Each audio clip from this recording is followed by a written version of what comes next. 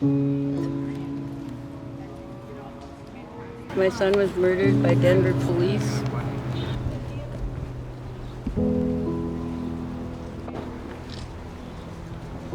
My son was having a mental crisis.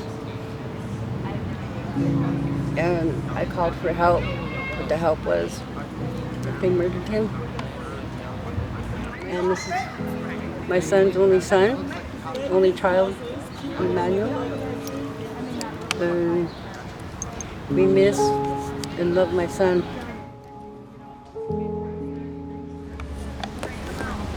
All I know is that he wanted to be my dad, but he's still here. He's probably somewhere right now.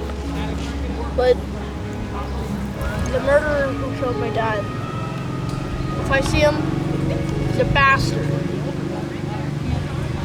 What did he do to deserve this? What did he do? Those policemen, the murderers, they're just there to kill us. They'll never give us peace. The more people, they're dumb. They should belong in hell.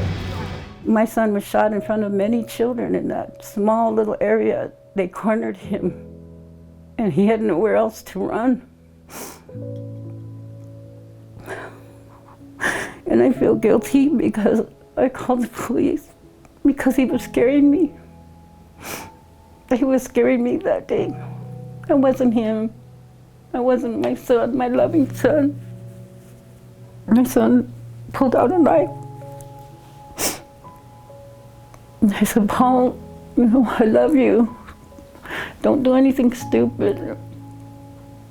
I love you, son. And every night now, when I pray, I sing to him and talk to his spirit. And then I ask him to forgive me. And I haven't forgiven myself yet. Then I ask him to forgive me so I could go on.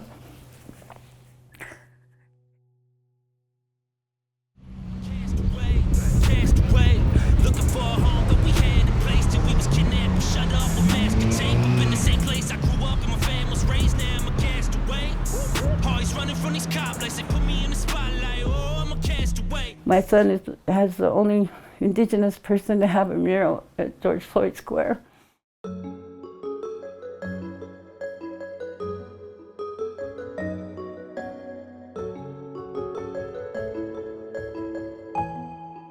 When I went there, it was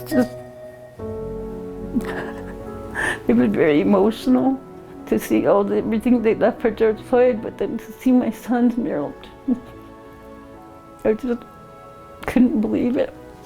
And I'm grateful to the artists that painted that, the people that helped get it together. My son, Gabriel Black Elk, and my daughter-in-law, Tonia. They do so much for people over there, and I'm so proud of them. They make me so proud.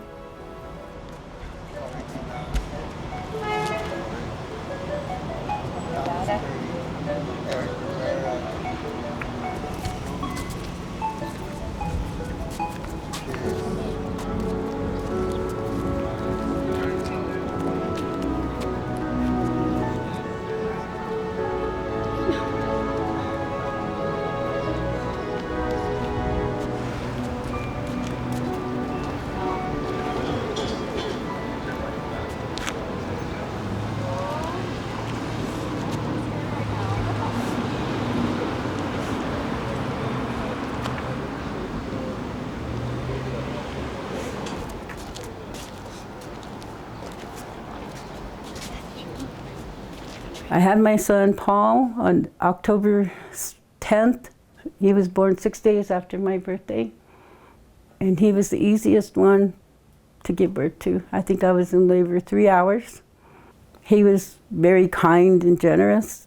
He would give away his jacket. He only had one jacket when he left this world.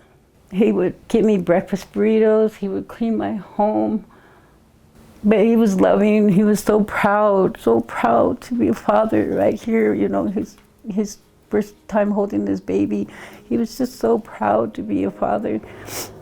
It's just horrible what they do to our people, do to people of color, even poor white people, people that are disabled, mentally ill. They're pretty crooked here. And the cop that murdered my son, he got a 3%er tattoo on his left hand. And these are the police killings that nobody's talking about. So no one talks about our people being killed. No one talks about it. No one, it seems like they don't care. And Melissa Goodblanket, her son, Marley Kanash, her brother, we and I helped compile these names. So these are people that were killed by the police. On this magazine here, this was written a few years ago. So I know Jesse Lee Rose, his family's here. Bill Quinn, his mother over there. And Corey Kanash, his sister's right here. 4 of the families here on this magazine. Her last words were, "I'm not faking," because they thought she was pregnant. She got in a car wreck. And they thought she was faking. They told her, she said, "I'm not faking." My son's last words were, "What's wrong with you guys?" After he got shot, he looked up at the cop when he was handcuffing him. He said, "What's wrong with you guys?" He knew that they were doing him wrong.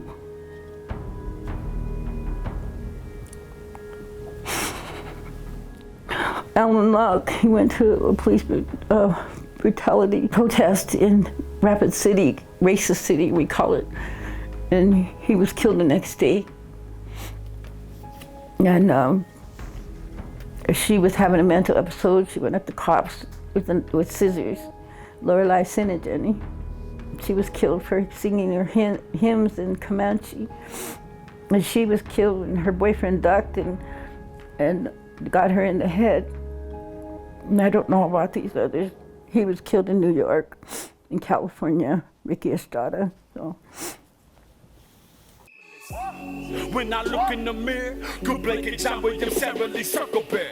More questions than answers, pray for the family, but does anyone care? Hash Lockheed or Castaway. How about Corey Kanash? Shit is not sweet, shit just keep happening, man. Like it or not. What will you say? What will you do? How many die for you rise? What will you do in the face of demise? Run on the fear in the eyes. Time is right now. And we think about all of you guys when we're out here. Sometimes we forget names, but you guys are always with us in everything we do. Especially our Native families, our Indigenous families. They're the ones who don't get heard, they don't get seen, and it's been a really hard struggle with that here. A lot of people think that it's just a black problem, but cops kill every color of the rainbow. They don't give a shit.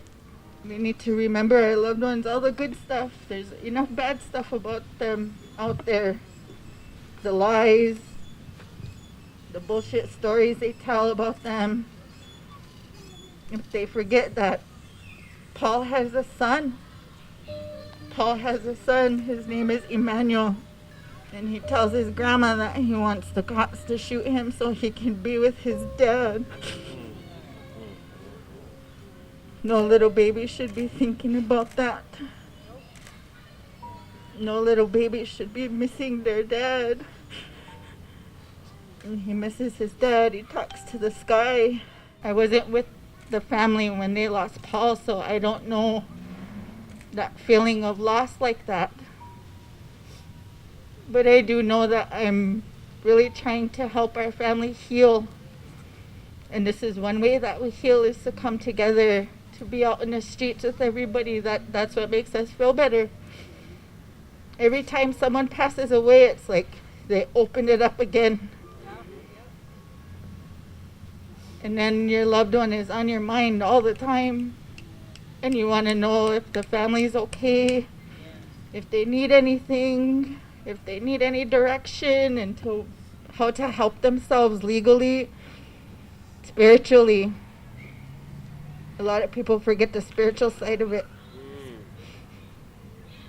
But that's what holds us together, is the spiritual side. it kind of feels sometimes like you're living in a movie, like you're watching someone else's life, you know.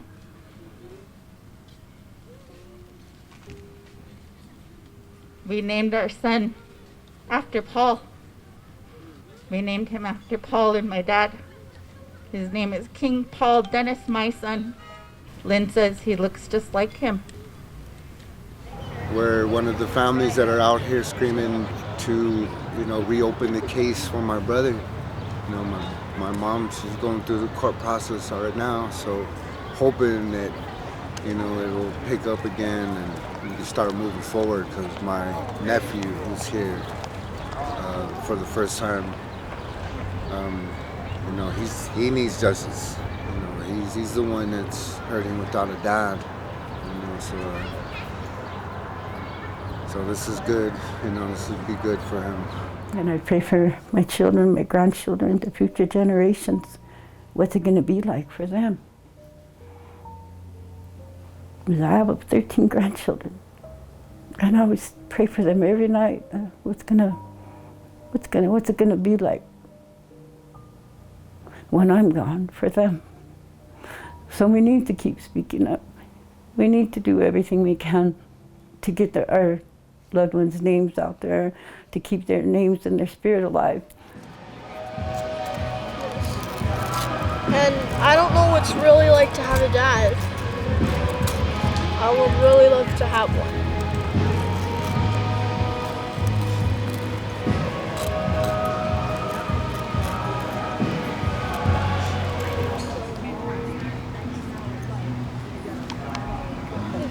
Do you need some tissue? I got your shirt. I got your shirt too, I think.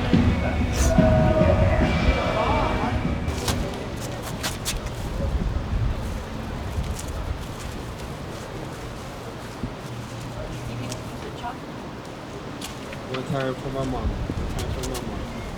Justice for Paul! Justice for Paul! Justice for Paul! Justice for Paul! Justice for Paul! Justice for Paul! Justice for Paul! Man, thank you guys, man. Thank you. You guys are awesome, man. You're awesome.